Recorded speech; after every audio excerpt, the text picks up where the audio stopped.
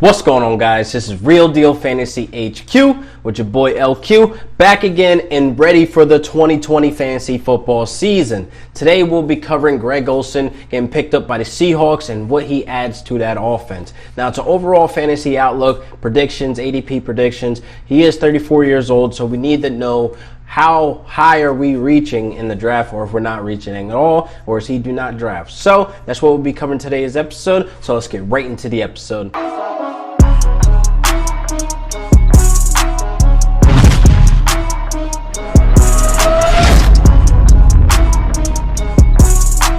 So, Greg Olsen to the Seahawks. What does this mean for my Rams? What does this mean within the division itself? So, I think he is still serviceable at 34 years old, but I do have some concerns. I mean, he only played 14 games last season, and then 2 seasons before that, he's back-to-back injured and was out pretty early or halfway mid through the season. So there is some concern there with injuries, if he's going to be healthy enough to last the entire season with the Seahawks. But hopefully he does. He does seem like he's rejuvenated, that he wants to go into this offense and become a weapon. So hopefully he gets in the rhythm and knows the playbook, and then Russell Wilson can find him down the middle or short passes, whatever it is that he works into that offense. So I do like the move. I do like the contract. $7 million, 5.5 guaranteed, 1-year contract, basically a 1-year prove it or a 1-year retire. He's a very old and wounded tight end, but it comes with the position, and it's kind of like we're not expecting too much out of Olsen this year, out of fantasy-wise, so we need to understand and address where he actually falls in the draft, or if we're even actually drafting him. Now, Greg Olsen does bring some hype around him. Like, his name still sells for the moment, kind of like how Eminem drops an album and, it sells out because, whatever. But that's a whole different subject. We're not going to get into that right now. But anyway, he still sells, his name still sells, so a lot of people are popping him up on the draft board right now just because it's Greg Olsen to the Seahawks. So it does bring some value up to him going into a high-power offense, a run-first offense actually, with Russell Wilson taking captain. But the thing is, too, you have to understand that I really don't know what a 34-year-old, tight end can do for Russell Wilson. I mean, is he going to be the second option? He's damn sure not going to be the first option. And they're a run-first offense also, so that's something to keep in consideration. And DK Metcalf is young, and he looked very explosive last season. So this season, we're hoping for him to improve that and probably hit 1,000 yards and probably like 10 touchdowns, whatever it is. But you also have Tyler Lockett. He had the career high, 82 receptions, 110 targets, people. That was his career best. So he is getting very, very seasoned, and he's getting more involved in that offense, and the chemistry is there between him and Wilson.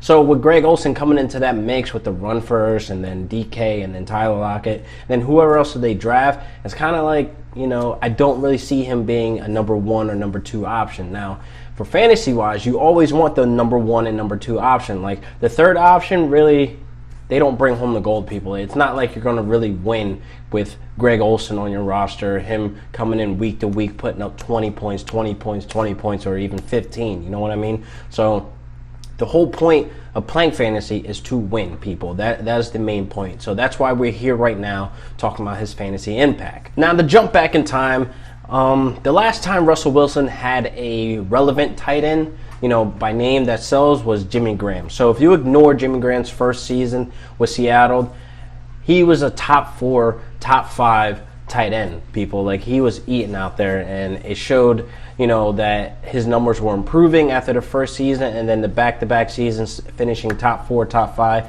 tight ends in PPR and standard formats.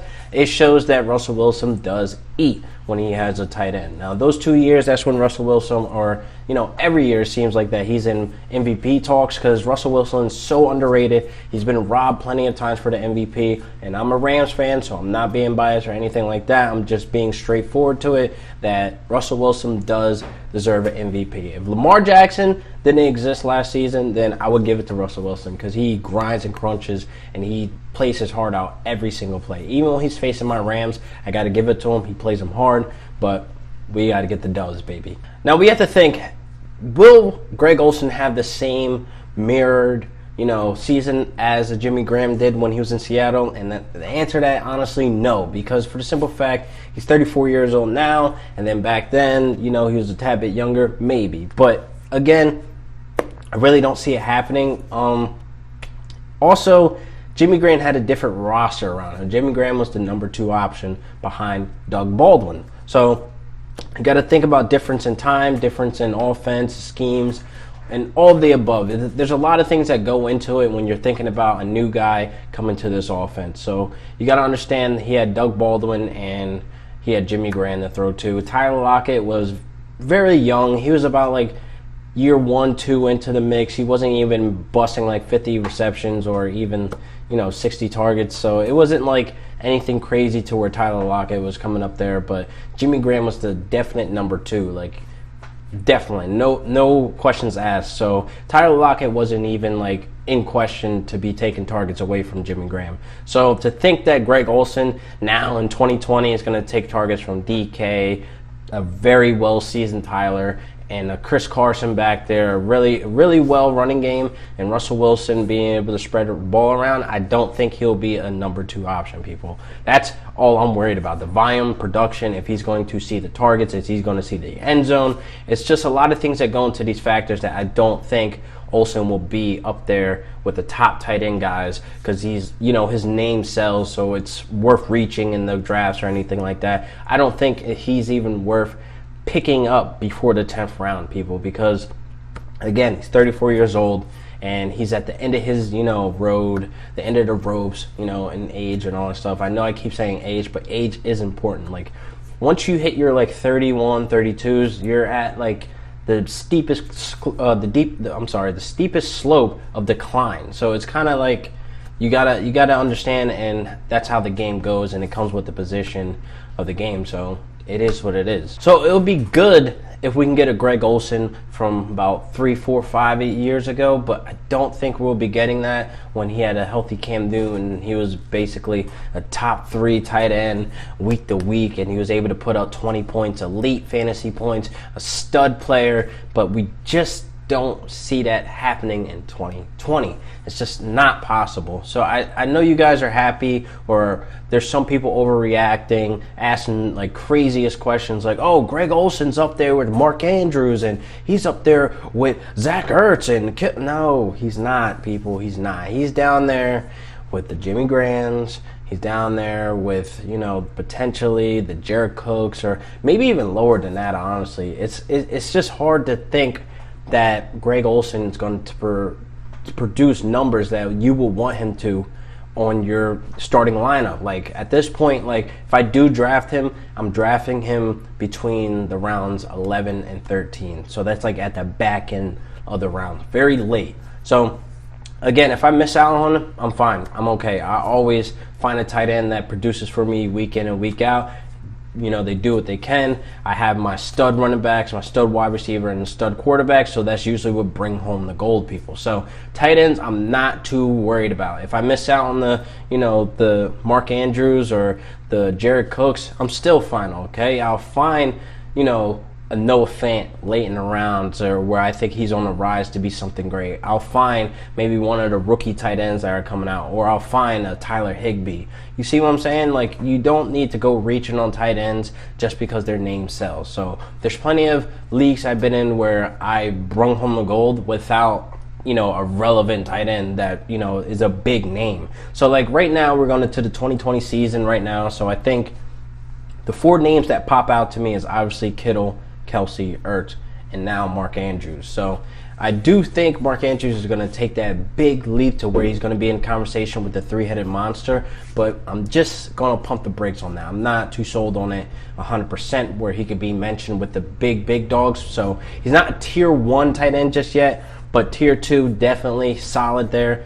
I just want to see what's going to ramp up this next season with Mark Andrews. So be on the lookout for that video and be on the lookout for him. So he's climbing up in the ADP boards. He's climbing up in my personal draft board, where I think last year I took him in like the 13th round, and he did me very well. The value there was great. So now we got to think about Greg Olsen, and I know there's videos about Greg Olsen. I'm rambling a little bit, but I wanted to keep it short and sweet. I don't want people overreacting, moving him up in ADPs, because you got to understand that it's just not going to work out how you want it. So please don't go reaching on Greg Olsen.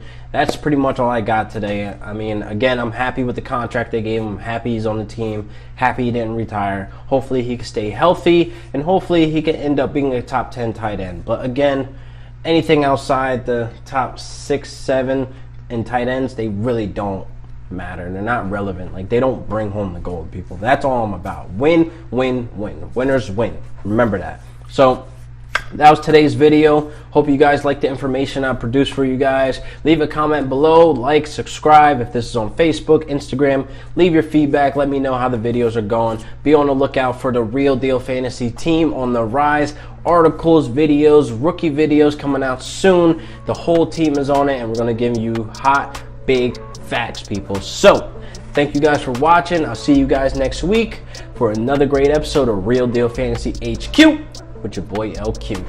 Peace. Okay, get my vibe, yeah, yeah, you gon' die, yeah, yeah. Wrist on ice, ain't it nice, fuck the price, yeah, yeah. Get my vibe, yeah, yeah, you gon' die, yeah, yeah. Wrist on ice, ain't it nice, fuck the price, yeah, yeah.